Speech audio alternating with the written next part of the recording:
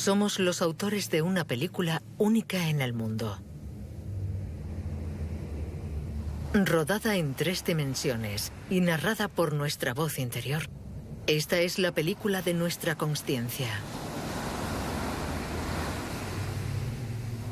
Tejida a base de sensaciones y que solo nos pertenecen a nosotros, este cuento interior, privado, íntimo, se está convirtiendo en objeto de estudio de la ciencia.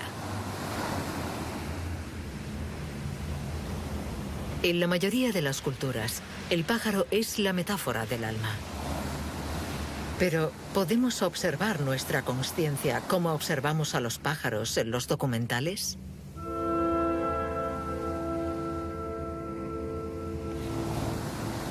¿Qué puede decir la ciencia sobre este yo que constituye nuestra experiencia de la vida y del mundo?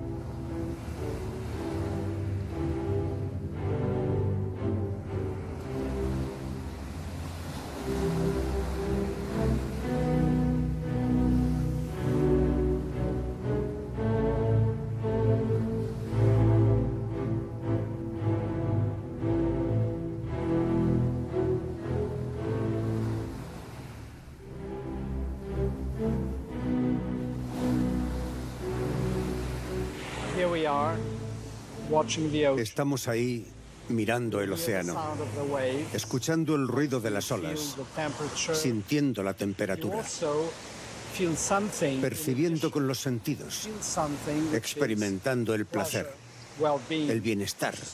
Y todo esto nos provoca una emoción.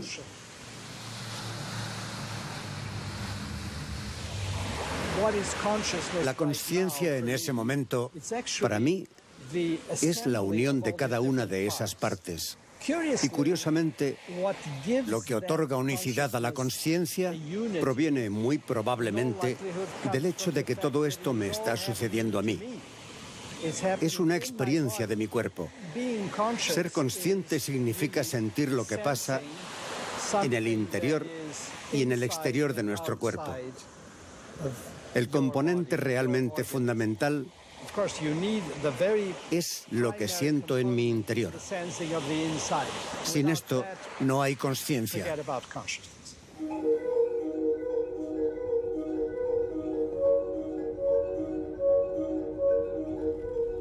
Antonio Damasio es conocido en todo el mundo por sus investigaciones sobre el cerebro, cuya complejidad está explorando. Para él, la conciencia es fruto del incesante ir y venir de las percepciones externas y las emociones internas. Eso que llamamos la mente no es otra cosa que el resultado de este intercambio entre nuestro cuerpo y el mundo que nos rodea.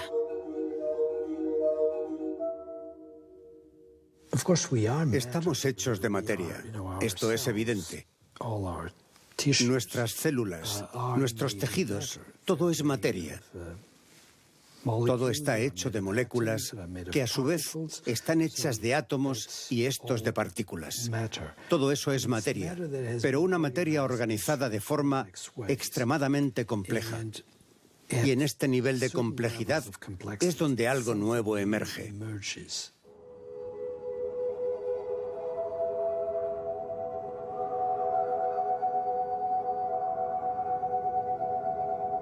Igual que un tornado provoca millones de acontecimientos interdependientes, los científicos sostienen que la consciencia surge de la actividad compleja de miles de conexiones que existen entre nuestro entorno, nuestro cuerpo y nuestro cerebro.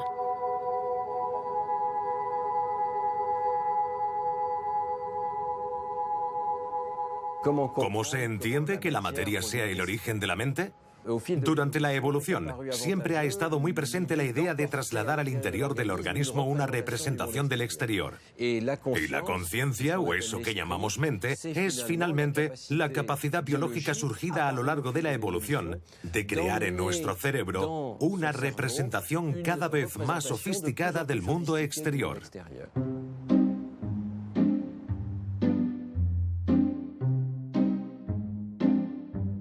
Para comprender el origen de la mente, es necesario tomar conciencia de la tarea de representación, interpretación y reconstrucción que hace nuestro cerebro. Lo que vemos es una representación continua del exterior.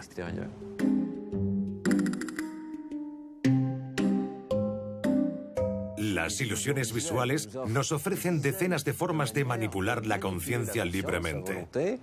Si, por ejemplo, miramos este tablero, vemos las casillas, un peón negro, otro blanco, no hay ambigüedad. Pero si lo miramos de cerca, el color de las casillas y de los peones es exactamente el mismo. Es el mismo nivel de grises que penetra en nuestra retina.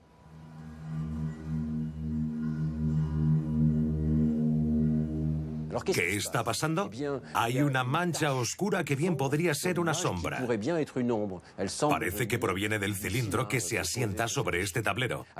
Por lo tanto, nuestro cerebro sustrae inconscientemente la sombra de la imagen que percibimos y nos muestra el tablero tal y como sería si no hubiera sombra. Todos estos cálculos son inconscientes. Lo único de lo que somos conscientes es del resultado. Pero este ejemplo nos enseña que el cerebro hace cálculos complejísimos antes de que podamos acceder a la información consciente.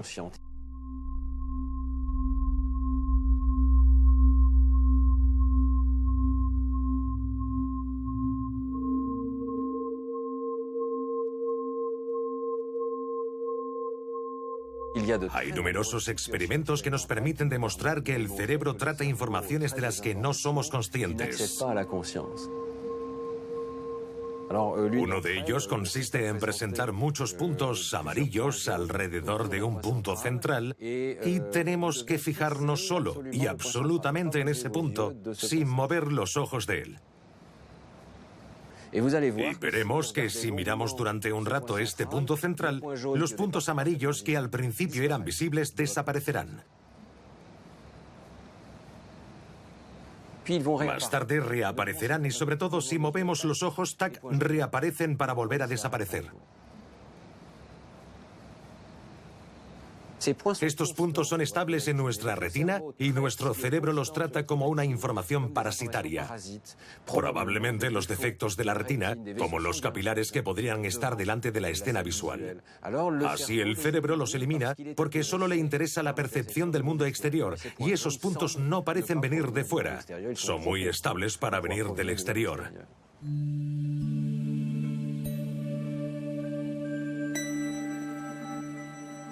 Lo que vemos continuamente es una reconstrucción de la realidad exterior.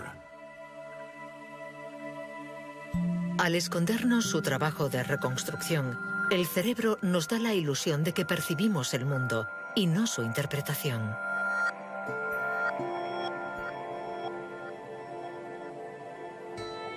¿Cómo podemos saber entonces aquello que da origen a la conciencia? Hemos elegido una estrategia muy sencilla. Hemos tomado a algunas personas adultas, despiertas y conscientes, pero les hemos presentado la información al margen de la consciencia mediante imágenes subliminales. ¿Ve usted correctamente? Sí.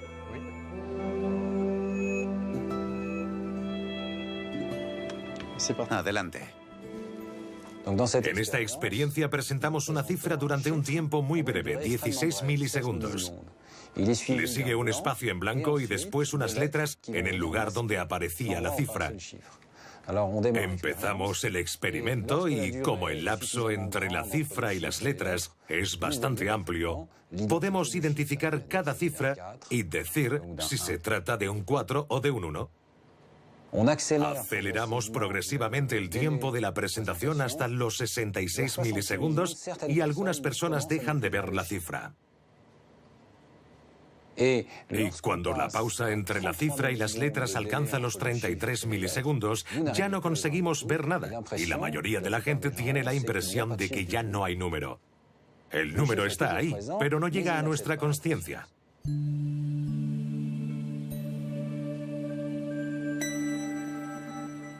Gracias a la imagen médica, podemos seguir el tiempo completado de la secuencia temporal que conduce desde una cifra en la pantalla hasta su representación. En primer lugar, el número debe llegar a la retina, cuyas neuronas son sensibles a las manchas de luz que componen la imagen.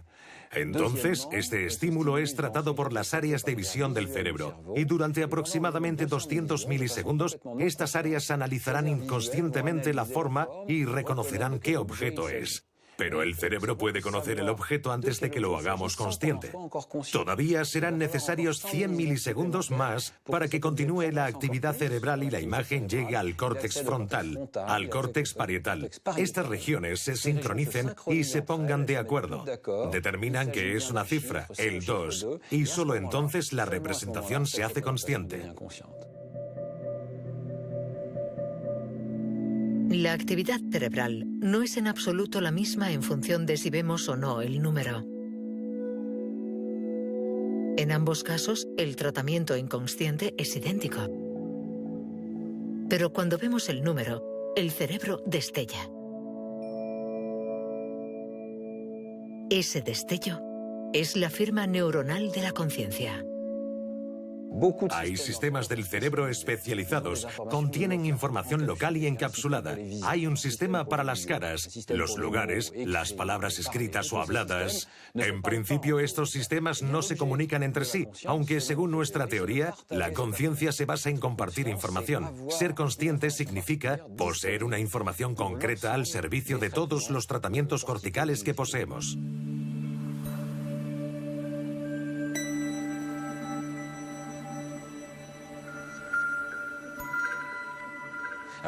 No sabemos cuándo tiene lugar el primer momento de consciencia. Sería interesante saber cuándo sucede por primera vez. Es evidente que el bebé en el útero tiene movimientos que, aunque sean coordinados, pueden haberse producido de forma refleja, sin ser conscientes. Desde el principio, la consciencia comienza por las percepciones. ¿Qué sucede en el cerebro de un bebé que ve, escucha y siente placer? ¿A partir de qué momento podemos ver los primeros signos cerebrales de la consciencia? El problema con los bebés es que no pueden decir si son conscientes o no. Lo que hacemos es mirar directamente en el cerebro para ver si los mecanismos de la conciencia, reconocibles en los adultos, están presentes en el cerebro del bebé. Nos instalaremos delante de la pantalla. Vamos a mostrarle algunas caras durante espacios de tiempo cortos o largos y vamos a grabar su actividad cerebral al mismo tiempo. Vale. Los investigadores han medido la actividad cerebral de los bebés de 5 a 15 meses para intentar encontrar en su cerebro el destello característico de la toma de conciencia. Este estudio demuestra que un bebé tiene los mismos mecanismos de toma de conciencia que un adulto cuando se le muestra una cara. Durante periodos relativamente largos, la activación es tardía. Y en los periodos demasiado cortos como para que el bebé capte el rostro, la respuesta es de nivel 0, completamente plana. La única diferencia que podemos observar entre el adulto y el bebé es de tiempo. Los mecanismos son los mismos, pero el bebé tarda entre 3 a 4 veces más. Esta curva característica prueba que desde los 5 meses los bebés son conscientes de su percepción. Esta curva demuestra que aunque la cara haya desaparecido, el bebé sigue pensando en ella, focalizándose en ella, y se dice a sí mismo: acabo de ver algo interesante. He visto una cara. ¿Qué significa esto? ¿Por qué la he visto? ¿Se parece a alguna otra cosa? Claro que no podemos saber lo que el bebé está pensando, pero sabemos que está pensando.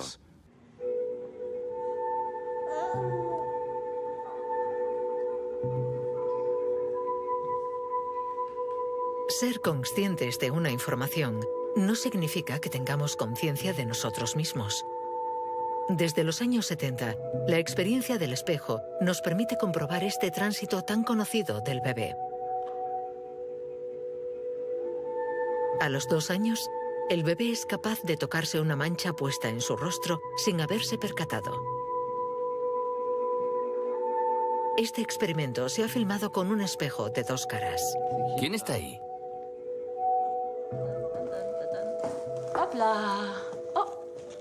¿Quién está ahí? Con 24 meses, Flor pasa claramente la prueba. Melson, de 18, todavía no. ¿Sabes quién está ahí?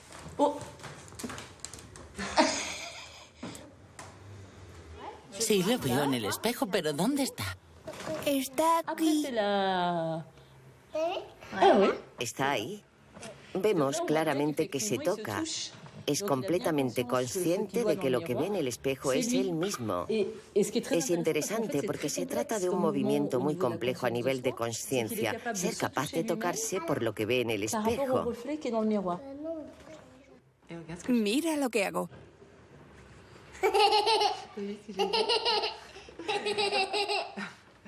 Es como si avanzáramos por la vida construyéndonos en capas sucesivas, como si nos envolviésemos. Somos algo muy, muy, muy sensorial. Estamos justo en el corazón del reactor. Y poco a poco añadimos protección. Comenzamos a reconocernos, a vernos, a representarnos, a tener una imagen propia. Pero estas capas que contienen parte de nuestra realidad, al mismo tiempo están fabricadas con pensamientos, creencias, sistemas de valores que no nos pertenecen, pero que hemos tomado para adaptarnos al mundo, para ser amados. La base de todo es la necesidad de ser amados, por eso nos construimos todas esas capas. Este es el cerebro. Mira lo que hay dentro.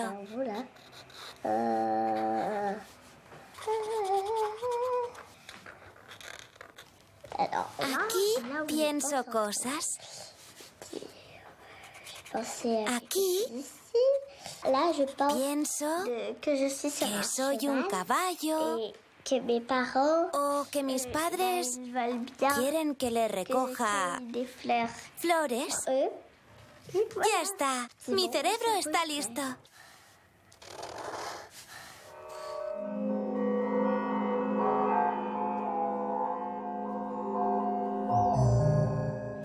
La conciencia es como una imagen de nosotros mismos que nos refleja permanentemente. Procede de lo que percibimos a través de los sentidos, pero los sentidos solo pueden capturar aquello que se corresponde con lo que ya tenemos dentro, es decir, es una especie de filtro.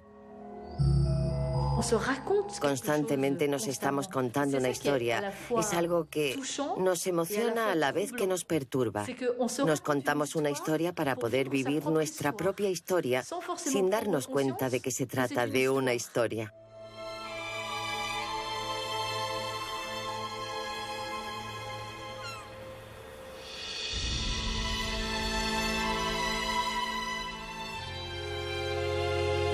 Como lo expresa bellamente Nancy Houston, somos la especie de los mentirosos.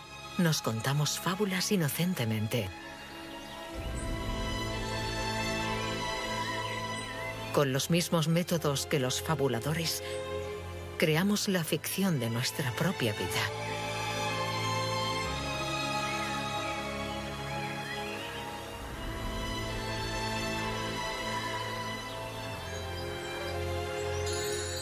Nuestra conciencia es la representación del mundo al que pertenecemos, incluida dentro de nosotros mismos, y que se despliega como una historia.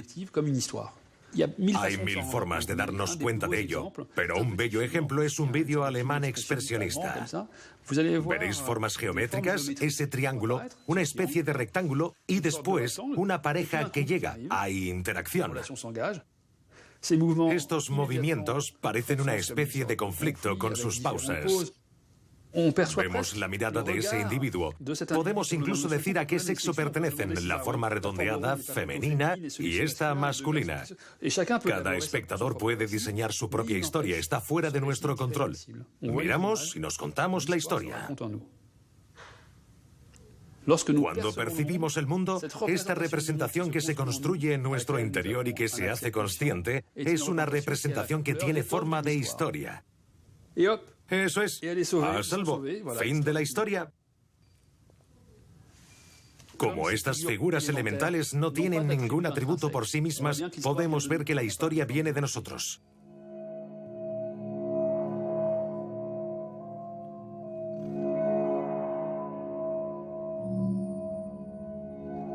¿Por qué? ¿Por qué le damos sentido? No sabría responder a esta cuestión, pero no podemos escapar del sentido, estamos prisioneros en él.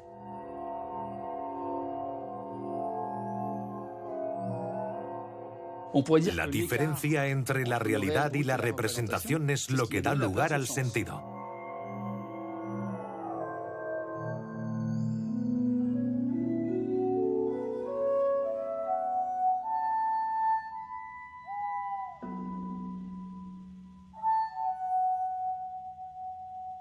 A lo largo de los días, nuestra fábula interior se interrumpe, divaga y vuelve a empezar de nuevo. Dormidos o despiertos, concentrados o en la luna, nuestra conciencia oscila a su antojo de un estado a otro.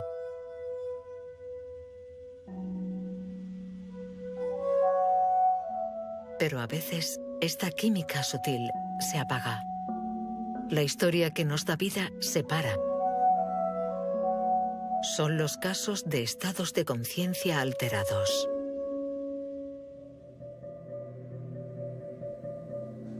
¿Qué es la consciencia? ¿Cómo la explicamos? ¿Es una cuestión de actividad neuronal? ¿Sabemos dónde encontrarla? ¿Es este diálogo que tengo conmigo mismo en este momento? No. No podemos reducir la consciencia al simple hecho de tener o no un lenguaje o una comunicación.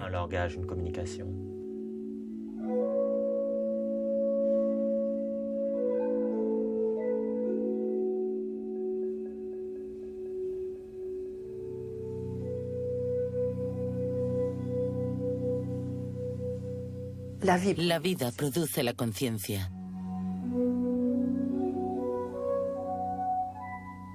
Tenemos que vivir con Nathan. Lo poco que tenemos, que no es gran cosa, lo poco que tenemos, hay que estimularlo, este estado de conciencia. Sigue el espejo con los ojos. Otra vez. Genial. Fue un accidente de coche. Lo típico de alguien que va conduciendo demasiado rápido porque ha bebido. Y cuando llegamos, la policía nos dijo, no sabemos qué hacer con el niño está muerto. Lo llevamos al hospital a cuidados intensivos y estuvo en coma 4 años. Nathan, mírame. Nathan, ahora cierra los ojos muy fuerte. Ciérralos. Muy bien, genial.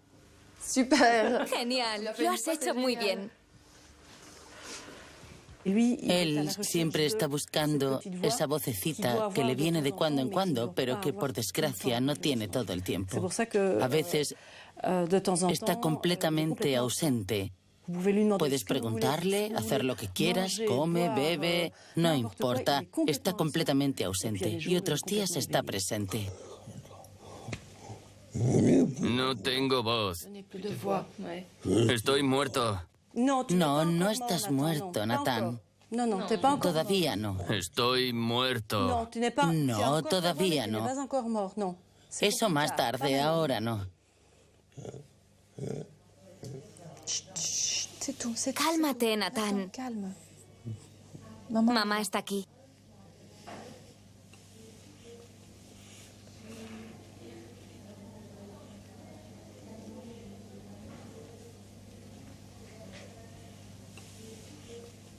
Él es un ser vivo con la conciencia disminuida.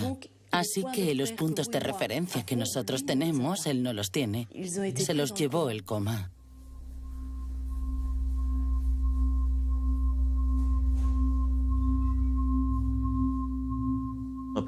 Nuestros pacientes no están dormidos o despiertos.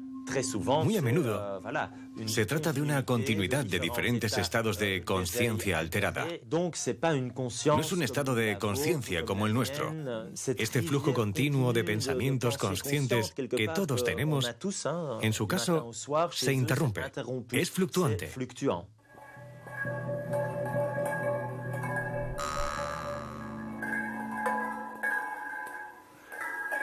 Cuando la consciencia de un paciente fluctúa, necesita comunicarse a través del lenguaje o de algún otro código para que sepamos que está consciente. Pero los pacientes con parálisis no pueden revelar nada de su estado mental. Tras exámenes intensivos y repetitivos, más de un tercio de los pacientes en estado vegetativo consigue mostrar signos mínimos de conciencia, a pesar de las apariencias. Cuando los médicos se plantean la pregunta de la conciencia, lo que quieren saber es, ¿hay alguien ahí? O dicho de otro modo, ¿frente a mí hay alguien que piensa, que siente, que tiene una vida en primera persona? Mírame. Estoy aquí, a tu derecha.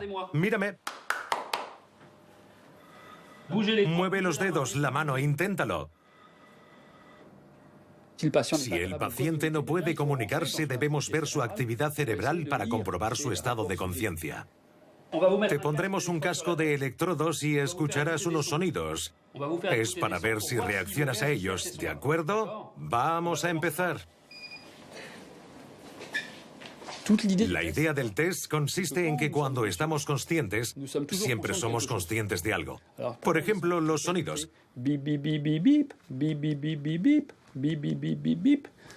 Desde el principio vais a poder, aunque no os diga nada, tomar conciencia de los sonidos y de que el quinto es diferente. Y si registramos la actividad cerebral, veremos que el cerebro no solo procesa los sonidos, sino que ha comprendido que el quinto era distinto de los 4 primeros. Es una pequeña sorpresa y será capaz de provocar una toma de conciencia subjetiva. Ah, el quinto es diferente.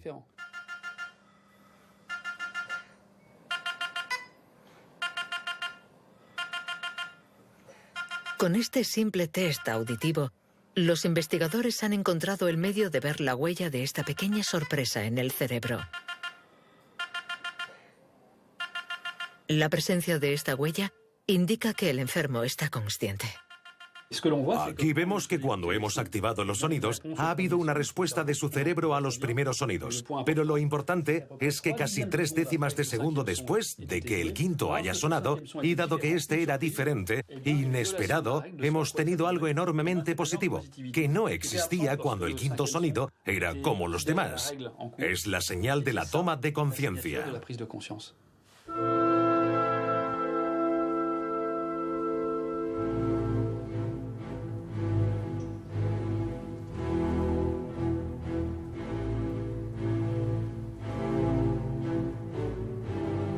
En Milán, un investigador parece haber encontrado un medio todavía más radical para estudiar la conciencia en nuestro interior. Ha inventado una especie de conscientímetro que mide la amplitud de nuestros estados de conciencia y de vigilia. Cada día morimos. En el sueño profundo, nuestra conciencia desaparece. Cuando yo tenía unos 8 años, antes de irme a dormir, me esforzaba por llegar al límite. Quería sentir lo que es estar muerto. No es el silencio puro, ni tampoco el negro absoluto. Todo desaparece.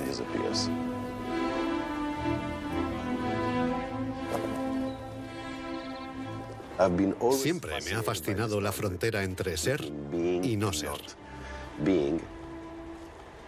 Y cuando la conciencia se va, tenemos que entender lo que hace el cerebro. ¿Qué pasa ahí dentro?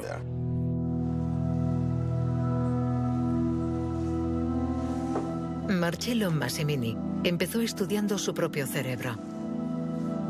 Con 3 niños que se despiertan a menudo por la noche, consigue sin problemas entrar a voluntad en un profundo sueño sin sueños. La cuestión es, ¿qué cambia? ¿Existo o no existo?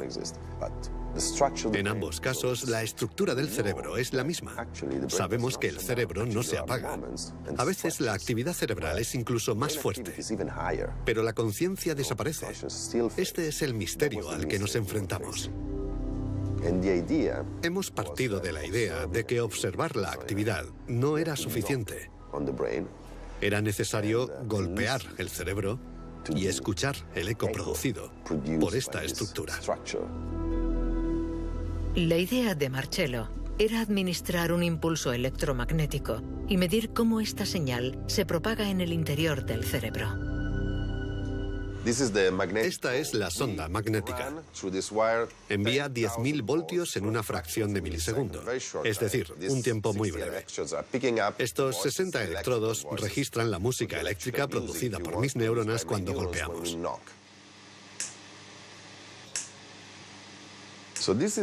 Este es el eco de mi cerebro. Así podemos ver el grado de complejidad. La sinfonía es compleja mientras estoy aquí y ahora, y debería ser sencilla y aburrida cuando estoy durmiendo.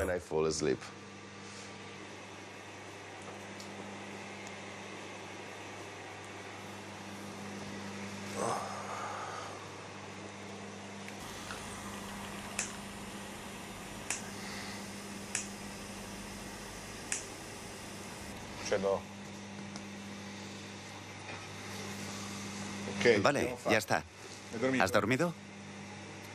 Sí. Hace unos minutos yo no existía. Es todo. Ahora existo. Estoy seguro de ello. Es mi única certeza.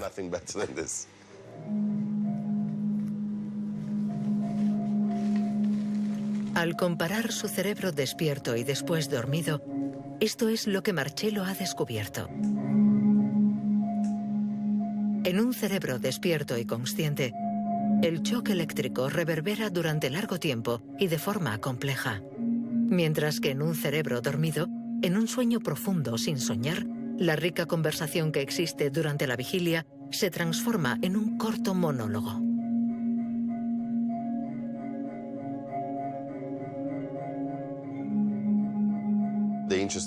Lo interesante es la respuesta durante el sueño. El cerebro siempre está activo, no se apaga, pero su respuesta es completamente diferente. Es anodina, local, y ha perdido totalmente su riqueza. El cerebro está activo, reacciona, pero ha perdido su complejidad. Medir esta complejidad significa medir nuestro estado de conciencia. Los cerebros en coma, anestesiados o dormidos, son siempre menos complejos que los cerebros despiertos y conscientes. Con estas medidas, los científicos pueden ya interpretar el fenómeno de la consciencia en términos puramente matemáticos. Todavía no podemos explicar la consciencia, pero podemos medir la complejidad de su eco. Este eco es la música de la conciencia. Es la reflexión de una estructura magnífica, de una catedral donde los ecos viajan y se propagan. Es la expresión de un potencial, un maravilloso trozo de materia.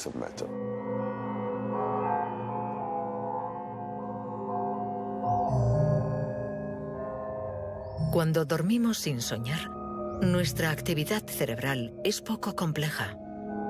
Pero ¿qué sucede cuando soñamos? Nuestro cerebro se desconecta del mundo, pero sigue generando personajes, simulando nuevos paisajes a partir de recuerdos adormecidos no conscientes. ¿En qué estado de conciencia o de inconsciencia estamos cuando soñamos? Los sueños. Un punto muy interesante. Freud los llamaba el camino real hacia la inconsciencia. Lo que no significa que sean inconscientes, porque el que sueña puede contar sus sueños. Somos conscientes de ellos. Cualquiera que nos diga que los sueños son inconscientes está tomando un atajo absurdo. El sueño es un estado de conciencia.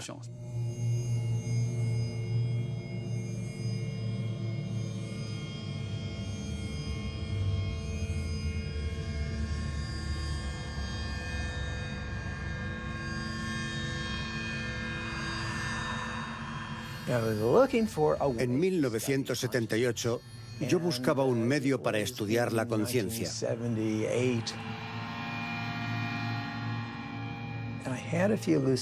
Tuve algunos sueños lúcidos que fueron muy sorprendentes.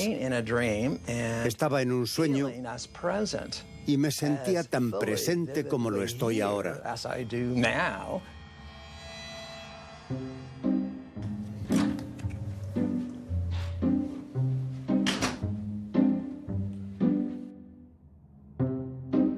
El sueño lúcido significa soñar y saber que estás soñando.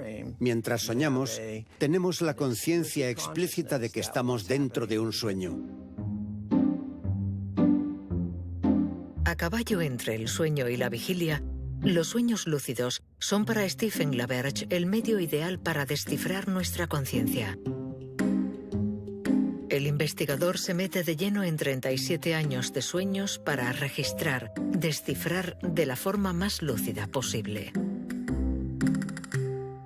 Y descubre que la consciencia no es más que una clase especial de sueño. Así es como funciona. Durante la fase REM, el cerebro está encendido, está totalmente activo y es natural que produzca una simulación de la realidad.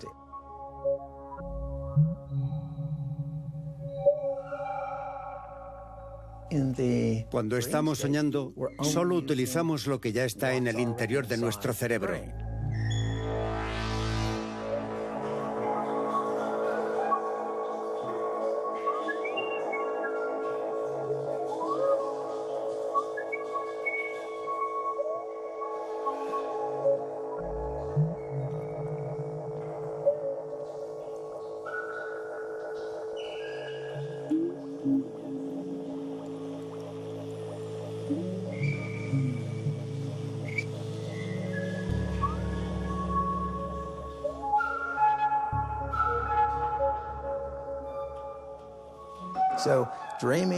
Se podría decir que percibir la realidad es soñar la realidad.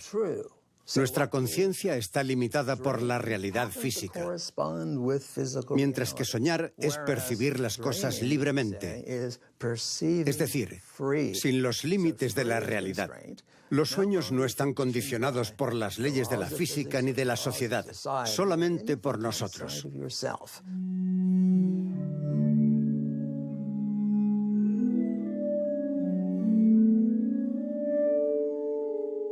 Si no soñáramos, probablemente seríamos más rígidos de pensamiento, menos creativos, menos flexibles de cara a la realidad.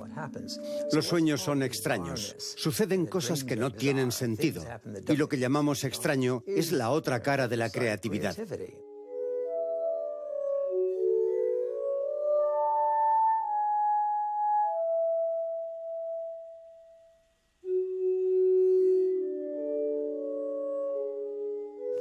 La conciencia es un sueño. Creamos nuestra propia experiencia de la realidad. Todos estamos en la caverna de Platón y esta caverna está en nuestro cráneo. Estamos encerrados en este cráneo y no podemos ver otras imágenes que las que se proyectan sobre esta pantalla que atraviesa nuestros ojos y nuestros sentidos.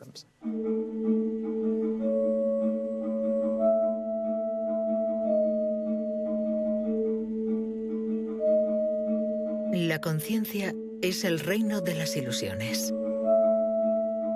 Cuando soñamos, tenemos la intuición de que nuestro espíritu se va de nuestro cuerpo. ¿Quiere esto decir que nuestra conciencia es nuestro espíritu? ¿Cuál es el papel de nuestro cuerpo en nuestra conciencia?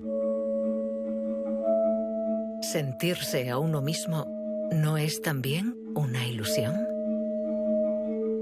La conciencia que tenemos de nosotros mismos parte del cuerpo. Si nos preguntamos dónde estoy, nos identificaremos con el cuerpo. Es más, si alguien nos pregunta en qué parte de nuestro cuerpo estamos, no tendemos a identificarnos con el dedo meñique. Si nos lo cortaran, no nos gustaría, pero no tendríamos la impresión de haber perdido mucho. Pero si hablamos de la cabeza, tenemos la idea que es ahí donde estamos.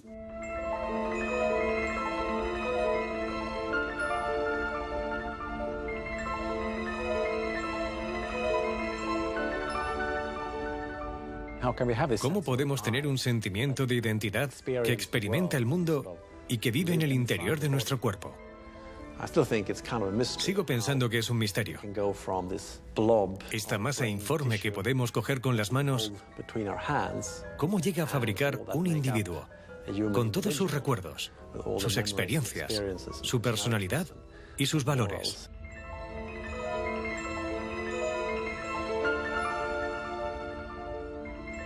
Estamos en Estocolmo, en la iglesia donde Descartes fue enterrado en 1650. Una de las ideas clave de Descartes era que el alma y el cuerpo físico están hechos de sustancias distintas.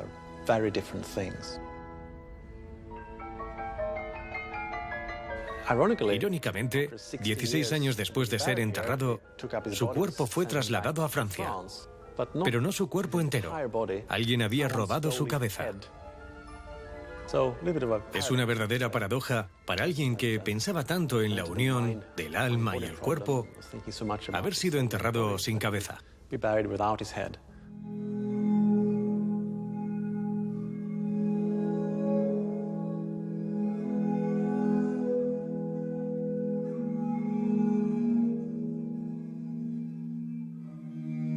Con nuestros experimentos hemos desafiado a Descartes.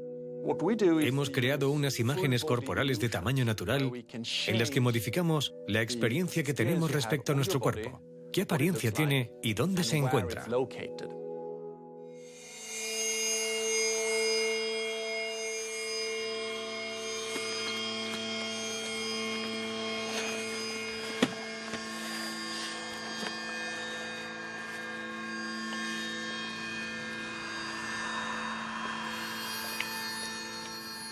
Pondré tus piernas rectas. Bien. Ahora colocaré 2 electrodos sobre sus dedos para poder medir su ansiedad. ¿Vale? Vamos a ponerle el casco. Mueva un poco la cabeza. El sujeto de la prueba lleva un casco con 2 pantallas conectadas a 2 videocámaras situadas en la cabeza de la muñeca, mirando hacia abajo. Primero tocamos a la muñeca, sus piernas, por ejemplo, y al mismo tiempo acariciamos las piernas de la persona, sincronizando los toques de la forma más perfecta posible, sin dejar de acariciar las mismas partes de los 2 cuerpos en la misma dirección. Y como las caricias son simultáneas, el cerebro interpreta estas sensaciones visuales y táctiles como «soy la muñeca».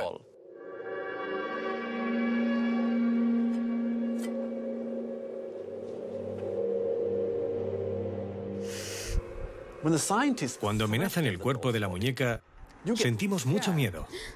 Empezamos a sudar. Y esto podemos medirlo. Es una prueba objetiva.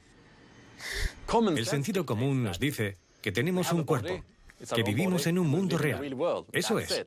Pero este experimento nos dice que no es así de simple. La experiencia consciente que tenemos del mundo y del cuerpo es una creación. Es una experiencia creada por nuestro cerebro.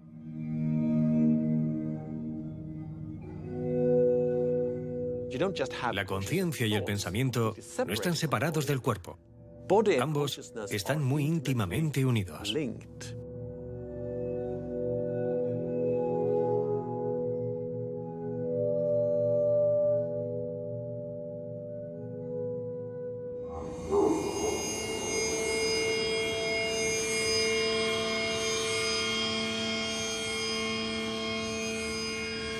Para los científicos, nuestros pensamientos y nuestras emociones no surgen de un espíritu inmaterial, sino de un cuerpo y especialmente de un órgano, el cerebro.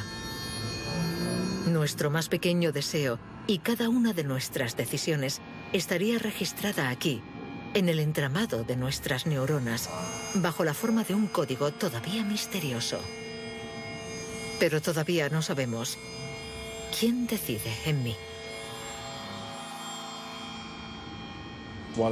En la escuela, a menudo resolvía problemas de matemáticas o de física por placer.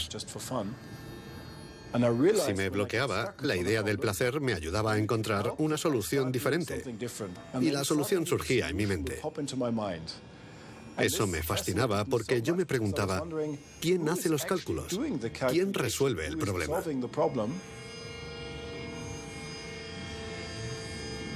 En Berlín, John Dylan Haynes busca la huella cerebral de nuestro libre albedrío.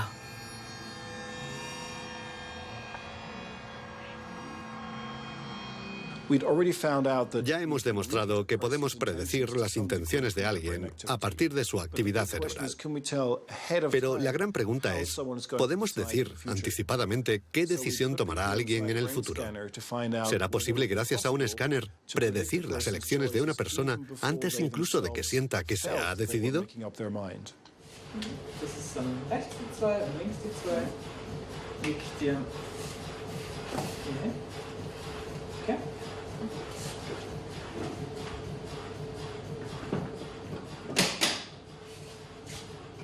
Es un experimento muy simple. Hay dos botones, uno a la izquierda y otro a la derecha, y tienen que decidir libremente cuál apretar. Es una elección libre. Para estar seguros de que la elección es totalmente libre, el investigador propone una alternativa muy limitada. La persona pulsa en unos botones que no encienden nada. Después, dispone de todo el tiempo que desee para decidirse.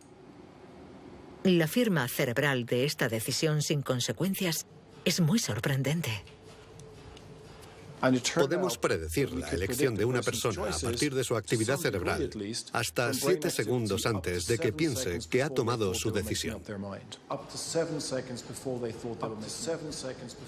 7 segundos.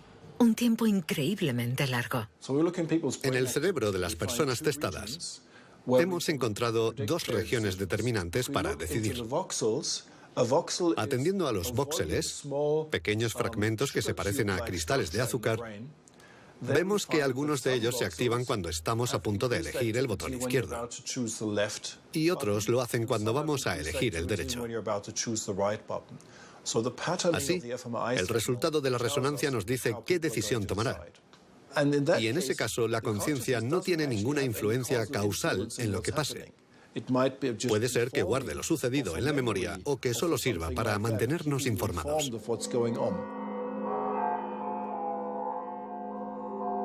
Este experimento solo hace la prueba sobre una minúscula decisión sin ningún objetivo.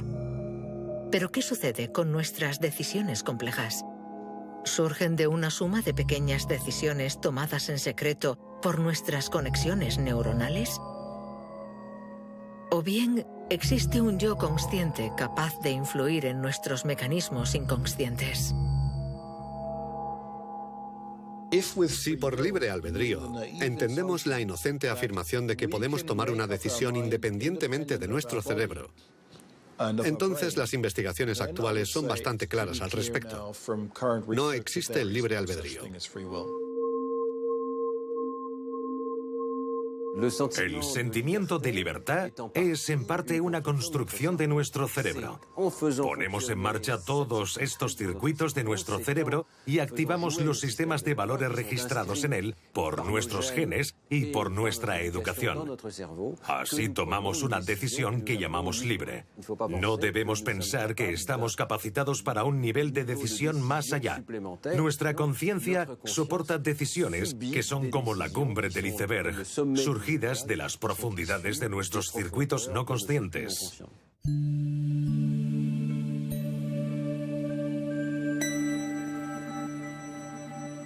Es posible que haya un 95 o un 98% de actividad cerebral inconsciente.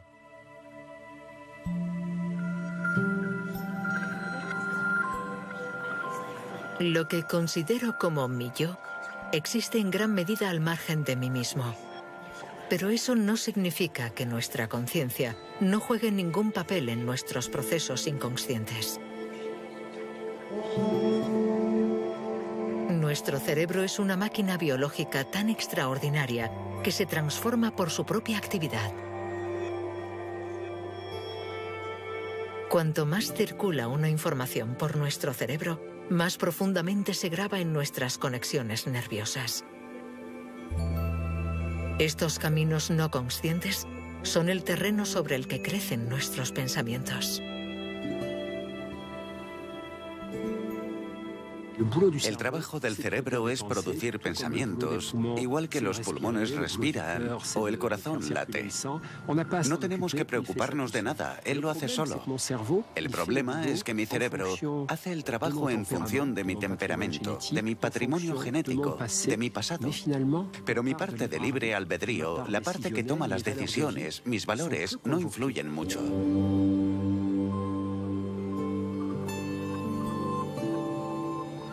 Cuanto más consciente soy de lo que me está sucediendo y mayor conciencia tengo de cómo estoy viviendo mi vida, mi experiencia, más aumenta mi libertad.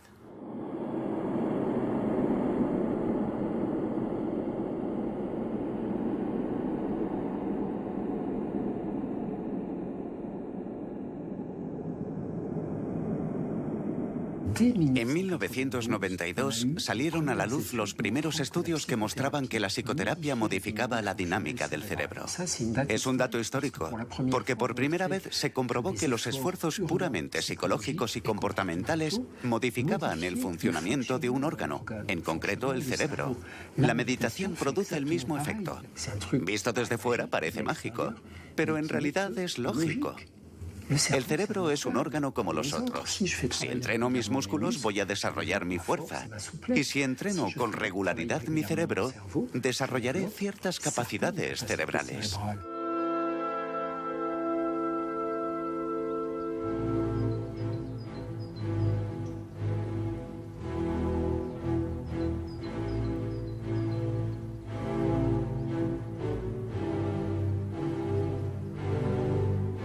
Pero, ¿cómo puede la consciencia influir en el funcionamiento de nuestro cerebro? ¿En qué medida podemos atrapar la pequeña parte de libertad que nos ofrece nuestra conciencia? Volvemos al grupo de estudio del coma en Lieja, donde Stephen Laureys, Antoine Lutz y Marcello Massimini realizan un nuevo experimento: medir la complejidad de la actividad cerebral de Mathieu Ricard en diferentes estados de consciencia. Mathieu Ricard es extraordinario. Tiene una tesis en biología molecular con un premio Nobel en el Instituto Pasteur. Y también ha estudiado durante más de 30 años con grandes maestros de la tradición budista. Ha realizado entre 30 y 50.000 horas de meditación. Y puede pasar fácilmente por diferentes estados, como este de presencia abierta que nos interesa hoy.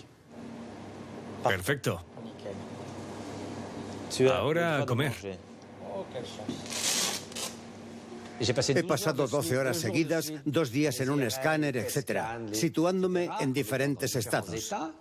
Desde la presencia abierta, que es el estado de conciencia más claro y lúcido, hasta un estado que llamamos de opacidad cognitiva inducida, que es un término técnico para designar el estado de máxima estupidez que podamos imaginar, un estado de torpeza autoinducida. ¿Qué sucede en el cerebro de Mathieu Ricard cuando por propia voluntad y de forma subjetiva pasa de un estado de conciencia aumentada a un estado de conciencia disminuida? El resultado de este experimento es sorprendente.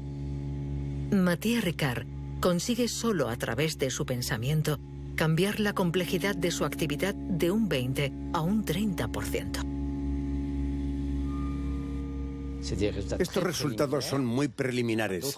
Harán falta otros estudios estadísticos para ver si esto no es una excepción. De todas formas, sería extraño que esto fuera casualidad porque lo hemos hecho durante horas y cada vez que caigo en ese estado de torpeza, bajo del 20 al 30%. Cuando vuelvo a la plena conciencia, la actividad remonta. En mi opinión, esto es una evidencia.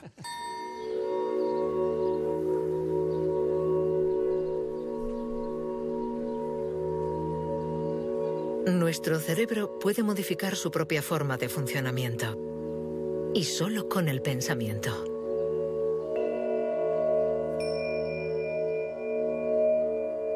La ciencia redescubre poco a poco que ciertas prácticas de la mente tienen una acción real sobre nuestros cerebros. Pueden literalmente transformarlos en su estructura y en su funcionamiento más íntimo. Pero ¿dónde está el puesto de control que engendra tales cambios? ¿Por qué es tan inasequible? No existe un yo aislado. No existe un puesto de control en el cerebro. La neurociencia es taxativa. No hay puesto de control. Lo que hay es un flujo de conciencia dinámico y cambiante. Un flujo experiencial. Momento a momento, cada uno determina el estado del siguiente. Y el conjunto de experiencias pasadas hace que mi estado presente refleje la historia de este continuum. Unas las recuerdo, otras no. Pero en esto consiste este continuum. No hay más.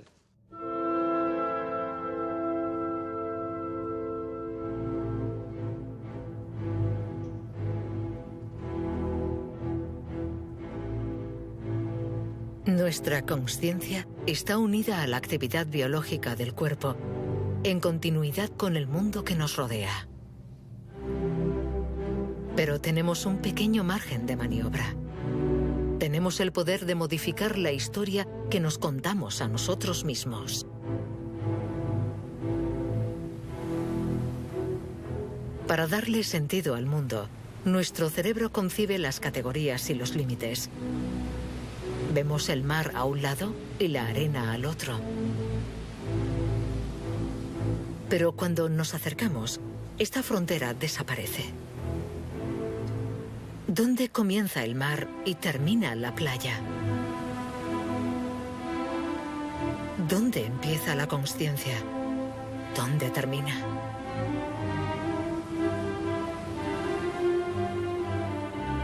No existe un yo aislado que decide, separado del mundo, sino una red de relaciones hipercomplejas. Nuestra conciencia es una historia. Ese cuento colectivo, a la vez que singular, nos habla de la complejidad del mundo, de la inconsciencia maravillosa de los miles de fenómenos que hormiguean entre nosotros y a nuestro alrededor.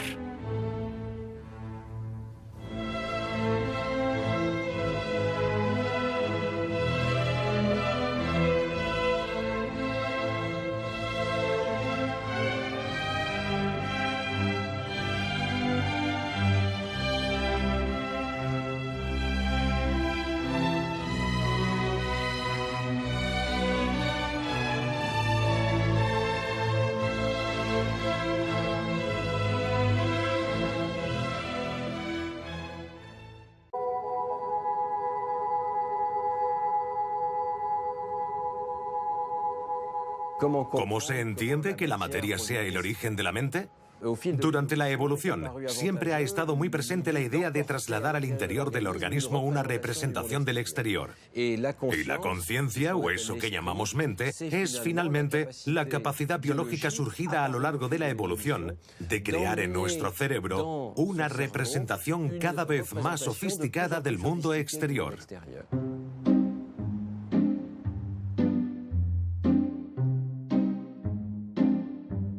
Para comprender el origen de la mente, es necesario tomar conciencia de la tarea de representación, interpretación y reconstrucción que hace nuestro cerebro. Lo que vemos es una representación continua del exterior.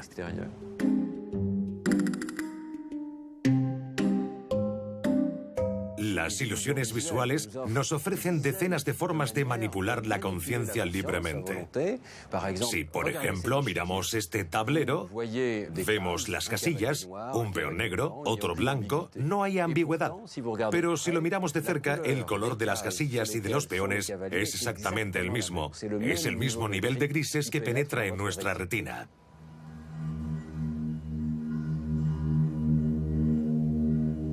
¿Qué está pasando? Hay una mancha oscura que bien podría ser una sombra. Parece que proviene del cilindro que se asienta sobre este tablero. Por lo tanto, nuestro cerebro sustrae inconscientemente la sombra de la imagen que percibimos y nos muestra el tablero tal y como sería si no hubiera sombra. Todos estos cálculos son inconscientes. Lo único de lo que somos conscientes es del resultado. Pero este ejemplo nos enseña que el cerebro hace cálculos complejísimos antes de que podamos acceder a la información consciente.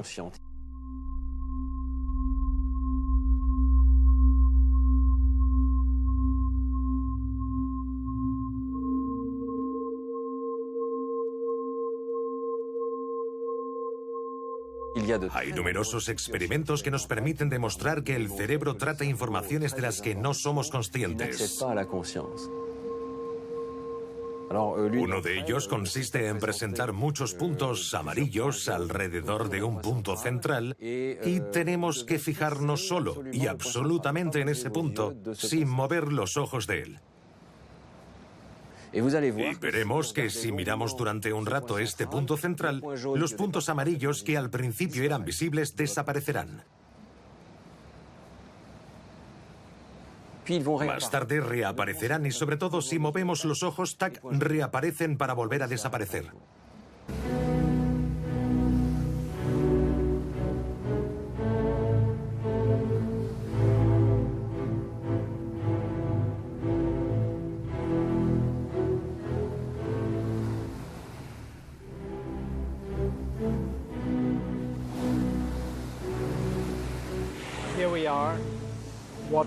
Estamos ahí mirando el océano, escuchando el ruido de las olas, sintiendo la temperatura, percibiendo con los sentidos, experimentando el placer, el bienestar.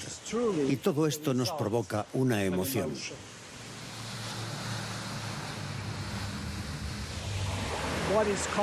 La conciencia en ese momento, para mí, es la unión de cada una de esas partes. Y curiosamente, lo que otorga unicidad a la conciencia proviene muy probablemente del hecho de que todo esto me está sucediendo a mí. Es una experiencia de mi cuerpo. Ser consciente significa sentir lo que pasa en el interior y en el exterior de nuestro cuerpo. El componente realmente fundamental es lo que siento en mi interior. Sin esto, no hay conciencia.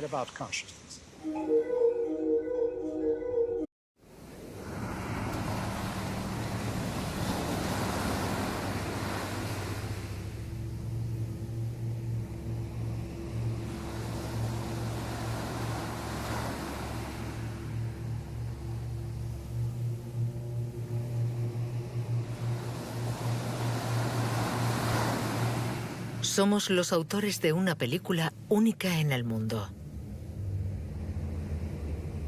Rodada en 3 dimensiones y narrada por nuestra voz interior. Esta es la película de nuestra consciencia.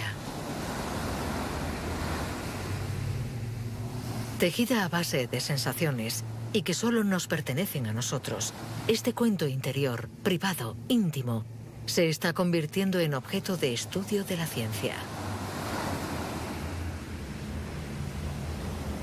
En la mayoría de las culturas, el pájaro es la metáfora del alma. Pero, ¿podemos observar nuestra consciencia como observamos a los pájaros en los documentales?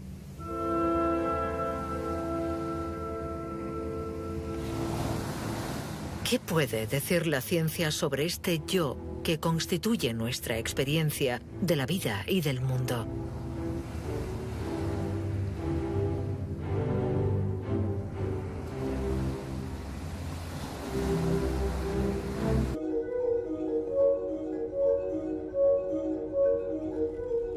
Antonio Damasio es conocido en todo el mundo por sus investigaciones sobre el cerebro, cuya complejidad está explorando.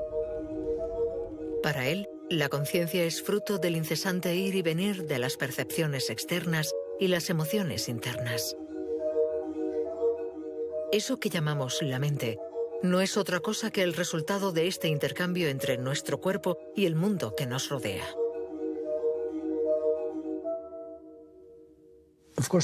Estamos hechos de materia. Esto es evidente. Nuestras células, nuestros tejidos, todo es materia. Todo está hecho de moléculas que a su vez están hechas de átomos y estos de partículas. Todo eso es materia, pero una materia organizada de forma extremadamente compleja. Y en este nivel de complejidad es donde algo nuevo emerge.